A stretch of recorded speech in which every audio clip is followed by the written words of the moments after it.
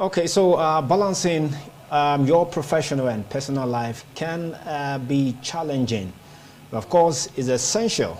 I want to share with you how you can actually improve your work-life balance today. Often, work takes precedence over everything else in our lives. Our desire to succeed professionally can actually push us to set aside our own well-being. Creating a harmonious work-life balance or work-life integration is very, very crucial. It is critical, though, to improve not only our physical, emotional, of course, mental well-being, but it's also important for our career. A work-life balance, something that actually can seem nearly impossible to many professionals, along with keeping up with their work. You also need to fit in time for your family as well. Personal needs, friendships, hobbies, all within the 24 hours that every day has available. But the truth is that maintaining a healthy work-life balance has got many advantages for both employees and employers. So you are more than justified in trying to figure out how to do it. And exactly what we want to help ourselves with this morning on the show. The year is somehow still fresh. I mean, it's just 25th day, okay? So hopefully we can make do with what we're sharing with you this morning on exactly how you can balance your work life in the new year 2023. My name is Dennis Ofik. The program is Business Rendezvous. Of course, we're reaching you live from Benin City, the capital city of Edo State, South Nigeria. I won't be doing it alone. I've got someone who is an expert as far as career is concerned. She will help us to have a better understanding of how we can actually balance work and life in the new year. Osabo Edemo, good morning. Good morning, Mr. Dennis. Okay, so let's start off really. First and first, the question that is expected will be, what is work-life balance? Work-life balance, just as the name goes, work-life balance. Yeah. There are actually three words in that particular phrase, as it were. Balance, how to find an equality between everything. Have to make sure everything has the same equal weight. Okay. Work, the job you do, your profession most especially, especially your career as well as your personal work, and life, your everyday, what you do every day. So putting them together, work-life balance. How do you make sure the four burners of your life are actually burning with the same flame? Okay. Because work-life generally is about four burners majorly. You have your profession, your health, your relationship, and your hobbies. Okay. So how do you make sure these four areas of your life are actually working on the same pace, while one is not suffering, while the other one is doing well? So that is a brief summary of what work-life balance is. Okay, anyway, you have already posed the next question. So really, in today's economy, in today's world, is it really easy to balance? Let's talk about how possible it is to balance those four core areas you talked about. Okay, in this part of the world, it may be challenging, but it's something we can actually give a try. Okay. Because the thing is, what you set your mind at doing, there's every possibility that you may achieve it. Okay. Once your mind is set at achieving it, it may take a longer time, but you definitely achieve it. Okay. Starting from your profession, for instance, we have 8 hours officially, 8 hours a day to work. Let's say 8 till 4. Depends on the parastatal you work in. Some persons want to disagree with you. Yes, that's why I said officially, kind of. There are some that work from 7:30 till even 7:30 p.m.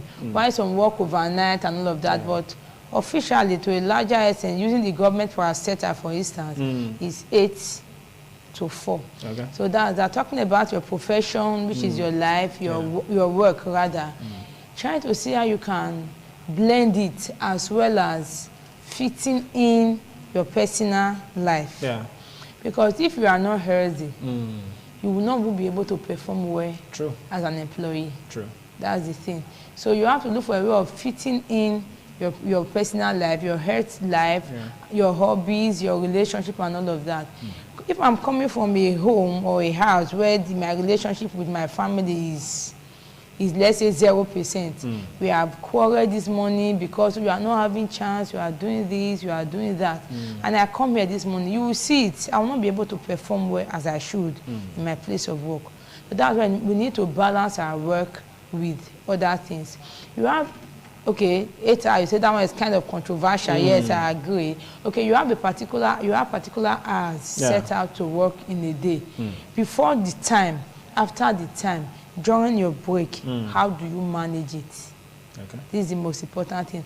I wouldn't say resign because I want you to have good relationship with your family, or because I want you to explore in terms of your hobby. I won't say you resign from your place of work. But the thing is, having been done with your work for that day, how do you manage your remaining time for that day? Everybody has 24 hours. True. To himself. Some persons have decided to use even 22 hours for work, which will not even be possible. Some persons can work from morning till evening. Even when they get home, you still see them with their laptops, with their iPads, they are still working. Don't know if you understand me. So that is the part where I believe we'll be talking about today. How you can leave your work at the workplace. And then move to your home and focus on the home routine. Then when you are leaving the home, leave your home at home. Okay. And then pick up your work. Then there are also time you can use in exploring your hobbies and all of that, things you like doing. Also leave your work at work, leave your home at home, and focus on the hobbies. So these are the 3 major areas we need to balance. But with there's so much hustling and bustling, and then a lot of persons want to make more money, and then live their dream kind of life, and then that all of these may not really be possible if you are not making so much money. But then you need the time to make the money, so it means that you have to put that time to doing more work. And then the times that we are in, where the preaching is all about multiple streams of income. Yes, you can't rely on just one source of income alone. How can we actually achieve a situation where, like some of the things you talked about now, leave work at work and then leave home at home, leave hobbies with hobbies and all of that? How can that be achievable if we are pursuing multiple streams of income? Okay, thank you. In as much as we want to actually survive, in terms of making so we are living to survive. Yes, in terms of making more money, other than our immediate place of employment, we want to, the one we call hustling, the hustling syndrome and all of that. In as much as we want to really survive and make ends meet, that does not mean we will be hurting ourselves. Because if we are actually not healthy, the truth is, if you are not healthy, that hustling you are even doing will also not be healthy. The hustling will also not be healthy, because things will also not go right. When I mean leave work at work, I do not mean by that to say that, okay, you've come to work this morning, just leave. When you leave the work, when you get home, don't do any other thing. There are other side hustles that can be done, that can be done at your leisure. But let's say taking two full-time work, for instance, the person is killing to herself.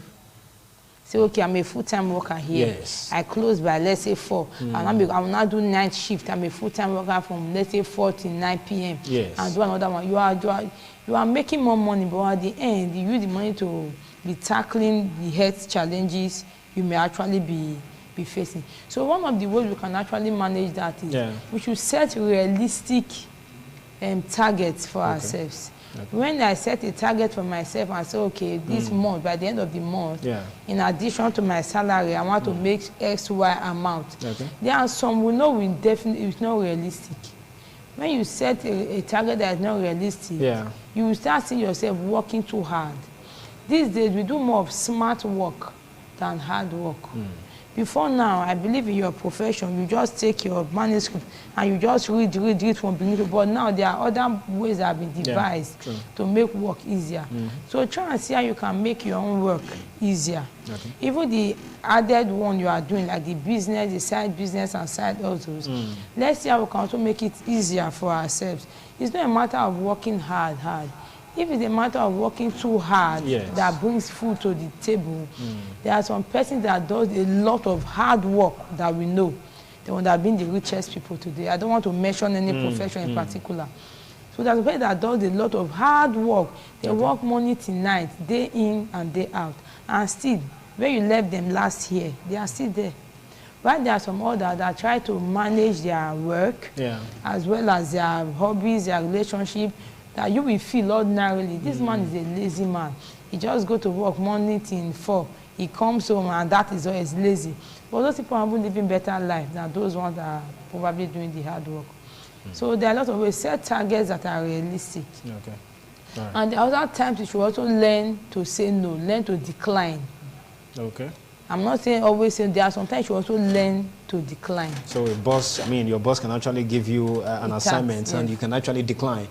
Yeah, that is, we won't get there. I'm not planning to get there because it's a two-way thing. This work-life balance is for both the employees and the employer, because if you are balanced, sincerely, you will be more productive for your employer. Okay, so let's, I mean, you already brought that on board, even though I intend going there. So let's talk about what role really the employer can actually play to ensuring that the employee is able to have everything well cut out for him in terms of pursuing his career, of course, working for the employer, ensuring that his family side is not suffering, and then also being able to also take plenty of rest, you know, for maximum productivity. In fact, the employers have a lot of parts to play when it comes to that regard. Okay. One, in this part of the world, we say, okay, there are some of the things that, because we are all looking for jobs, we have this mindset that, okay, we are all looking for jobs, the unemployment level is high and all of that. So anyone you see and you just jump out, and employers tend to want to take advantage of that. Or if you are tired, if you say you are tired, just leave, just resign. There are a lot of persons on the queue and all of that. Okay. But the employer should also be able to know the needs of these employees. Okay. Know the needs of employees. Let's take, for example, a family woman, a married woman that has kids that are just coming up. You don't expect her to dedicate the much time outside the normal work time to the work when she has family to cater for. So in that way, if the employer is opportune or that parastatal is opportune, they can as well have an on-site, let's say, daycare services that, okay, I haven't done the school run, you can drop the kids there and you are comfortable that, okay, my kids are in good hands. Not going for school run, going to drop the kids at home, and you don't even know what the kids are doing. You will be scared, they shouldn't go and put on the burner and all of that. But when you have dropped them in that daycare with the parastatal, you will be comfortable that, okay, they are in good hands. And the employer can also help the employee by reducing the workloads. What I mean by workload, that there are some employers that the employee's level is supposed to be up to 100, for instance. But they will prefer to employ 50 because they feel they want to cut costs. Thereby making one person to do the job of 2 or 3 persons at the same time. And you expect that employee to be as productive as someone that is just doing only one job. Fine. As an employee, when you sign your offer letter, you will see where they will say you can also be asked to do some other tasks outside your immediate line or the immediate thing you were employed for, though not personal stuff. And you are accepted. That should not mean that you will not be doing like 3 persons job load, workload. Doing 3 persons workload will actually not help. So the employer can help in that regard. But I say I can split responsibilities across all boards so that he or she will not be will not lack at the end of the day. I'm sure for someone who is an employer watching us right now who want to differ, I mean, if they want to toe the line of the fact that, okay, I mean, I have an organization that I am running, and just like you mentioned, of course, I need to cut costs. Then I can employ a smaller number of staff, you know, to carry out, let's say, 5 number of individuals that you know that can do the job of maybe 10 persons, and that will help the employer to cut costs and then make more profits. All right, at the end of the day, even though that is something that, of course, is at the detriment of the employee, but then the employer will say, I mean, the essence of me going into a business is to make money. So I don't know what exactly you want to say to such an employer watching us right now. In as much as employee may not be happy with what I want to say, but the thing is, the employer can also decide to, if you're employing 5 staff to do a 10 staff job or work, and you feel that well, the amount you are paying them, you pay the 10 staff, you can as well employ the 10 staff, then to an extent reduce the money you feel you can actually afford. It's a win-win thing. Okay. If the employee is not stable, he or she will not be productive. You will not be able to get top talents from those your employees. They will just say, okay, I just come in, let me just work, get my money at the end of the month and go home. They will not want to put in their best. They on their own will not even grow, because their mindset is just that, let me just work and go. Okay. The employer can actually see how you can cut costs in some other areas. Payment of staff is not the only cost that an employer incurs. There are a number of other things that the employer incurs money on and all that. So you should be able to cut costs on other things, as well as cutting the little from maybe the employer, having the enough staff. Because if you have an employee that feels is overused, he will not even give in, and you will see yourself replacing staff often and often. Which is not also good, which is very detrimental to a business, because the amount of time and resources it will take you to onboard a new staff is even far more than what you are actually avoiding. So the thing still boils down to the employer trying to say, I can get more hands to doing more jobs, while in a way cutting costs on other areas. Oh, okay, so just before I let you go, I really want to know, I mean, in practical terms, how possible, I mean, the possibility of an individual being able to balance the core area in such a way that one doesn't suffer, because like they say, you cannot eat your cake and have it. So it's possible that one area could be suffering. Sure. So is it really possible that those areas, your work, your family, your hobbies, career, your hobbies and what have you, you are able to balance in such a way that, I mean, because if you, in other climes, I know that for those who, of course, have traveled out of the country, they will tell you that for an average Westerner, if they tell you they are going on vacation or something, they are going fully on vacation. But part of something, what you said earlier, was the fact that you don't necessarily need to get yourself involved in something that will make you to be exerting your physical energy so much. I mean, working hard, but rather working smart. That is what is in vogue now. So, but we have also seen situations where, for many of us, if we go on vacation in this part of the world, we are busy doing something else. Yes. So really, how possible it is, in practical terms, how possible it is to balance all of these 4 areas you mentioned earlier, without one eventually suffering at the end of the day? I want to tell you that it's something you can just do once and just achieve once. Okay. In fact, some of us actually did not discover this early enough. Okay. And even now that we have discovered, it's still challenging to see how we can actually balance these 4 areas. But the truth still remains that no matter how taxing your work is, you should have about an hour or thereabout as maybe your break time in the office.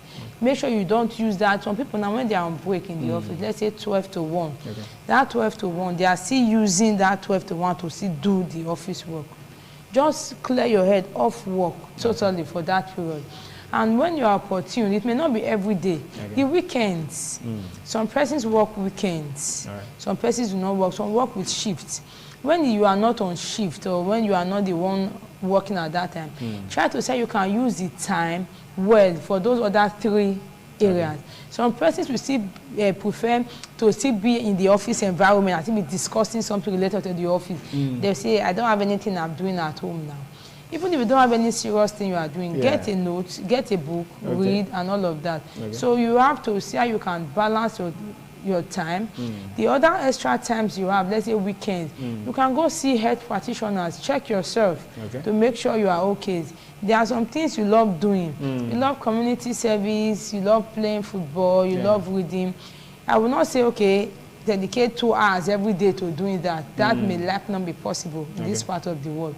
So if it's the weekend, dedicate like 5 hours in a weekend to do those particular things you love doing. At the end of the day, they will begin to come to almost the same level. You can't really have 100% on all areas. One will definitely may definitely be suffering, but we try and see how we can balance, or especially when it comes to the area of our health and relationship. Because if these 2 areas are faulty, to definitely affect your work life professionally. Absolutely. There is a new thinking, all right, that is, of course, been activated this morning. I want to believe strongly. I mean, after listening to Mrs. Edemo Osaubo this morning, our career expert that joined us to help us have a better understanding on the need, all right, for us to be able to balance the area of our work, our relationship, our life, and of course our hobbies as well, so that at the end of the day, our health, you know, she emphasized on the need for us to take good care of our health, very, very important. But like she said, if you break down health-wise, then every other thing will break down. I mean, go to the hospital, you'll find out. I'm sure those who are unfortunately there, they're not talking about job or even pursuing career or any other thing for that matter. Thank you so much for coming through. Thank you. This You're morning welcome. on the show. Thank you for having me.